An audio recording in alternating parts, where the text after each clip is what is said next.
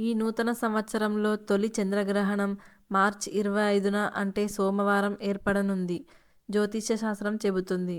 ఈ చంద్రగ్రహణం ఉదయం 10:41 ప్రారంభమై మధ్యాహ్నం 3:01 ముగుస్తుంది. దాదాపు 4 గంటల పాటు కొనసాగుతుంది అని చెప్పవచ్చు. అదే రోజు హోలీ పండగ కూడా వస్తుంది. అయితే ఈ చంద్రగ్రహణం భారత్లో కనిపించదు.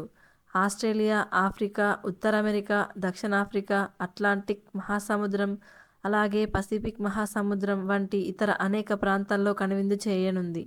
అలాగే ఇక 2024 సంవత్సరంలో రెండవ చంద్రగ్రహణం కూడా ఉంది. ఈ చంద్రగ్రహణం సెప్టెంబర్ 18న సంభవించనుంది. ఉదయం 6:12 ప్రారంభమై 10:17 వరకు కొనసాగుతుంది. ఈ చంద్రగ్రహణం కూడా ఇండియాలో కనిపించదు.